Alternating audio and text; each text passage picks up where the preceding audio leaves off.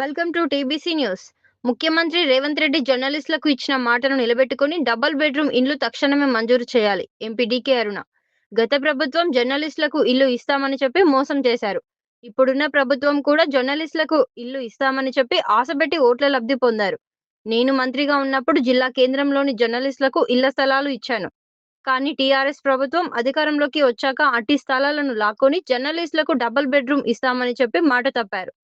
జర్నలిస్టులు గూడు లేక, జీవనోపాధి లేక, అద్దె కట్టలేక బాధలతో, నిరాశతో కొంతమంది మృతి కూడా చెందారు. పరిస్థితిని గమనించి ముఖ్యమంత్రి రేవంత్ రెడ్డి ఇచ్చిన మాట నిలబెట్టుకొని జర్నలిస్టులకు డబుల్ బెడ్రూమ్ ఇల్లు ఇచ్చి వారిని ఆదుకోవాలని డిమాండ్ చేశారు. గత దాదాపు వారం రోజుల నుంచి ఇక్కడ నిరాహార దీక్ష కార్యక్రమాన్ని చేపట్టిండ్రు.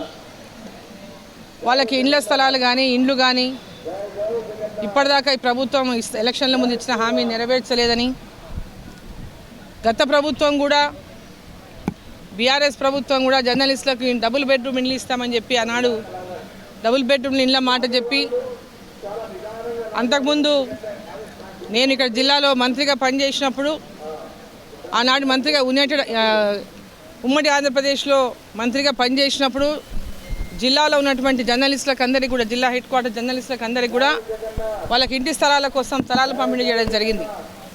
అయితే బీఆర్ఎస్ ప్రభుత్వం అధికారంలోకి వచ్చిన తర్వాత ఆ స్థలాలన్నీ లాక్కున్నది డబుల్ బెడ్రూమ్ ఇస్తామని.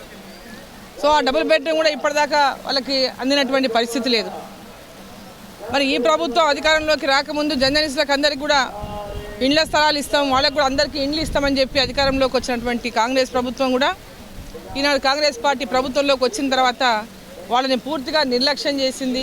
జర్నలిస్టులు అందరూ కూడా ఈరోజు ఇండ్లు లేవు, మాకు ఇండ్ల స్థలాలు లేవు, మేమందరం కూడా గూడు లేకుండా మా కుటుంబాలని మరి వాళ్ళ అంటే సాగేటటువంటి పరిస్థితులు చాలా కష్టంగా ఉంది మాదందరిది కూడా. కాబట్టి ఒక జర్నలిస్ట్ కూడా మృతి చెందడం జరిగింది. ఎంతోమంది వయసు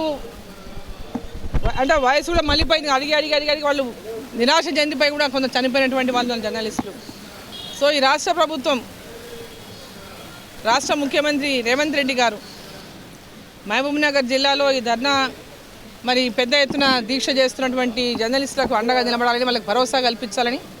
ఎందుకంటే దాదాపు ఇప్పటికే 19 నెలలు అవుతుంది అధికారంలోకి వచ్చి మీరు, మరి వాళ్ళు కోరుతున్నటువంటి కోరిక మీరు ఇచ్చినటువంటి హామీలో భాగమే. కాబట్టి వాటిని ఎమ్మడే వారికి అందరికీ కూడా ఇండ్ల స్థలాలు, అదేవిధంగా ఇండ్లు కేటాయించాలని చెప్పి వేదిక ద్వారా ముఖ్యమంత్రి గారిని నేను కోరుతాను. ఇండ్ల స్థలాలు లేని వారికి గుర్తింపు పొందిండ్రో వాళ్ళకందరికీ ఇండ్ల స్థలాలు కేటాయించిండ్రో తిరిగి వాళ్ళకి ఇప్పుడు ఇండ్ల స్థలాలు కానీ స్థలాలు ఉన్న వాళ్ళకి ఇండ్లు కానీ తప్పకుండా కేటాయించాలని కలెక్టర్ గారి దృష్టికి కూడా తీసుకెళ్తా. రాష్ట్ర ముఖ్యమంత్రి గారు దీని మీద స్పందించాలని, జిల్లా అధికారులను ఆదేశించాలని చెప్పి ఈ సందర్భంగా నేను కోరుతున్నాను.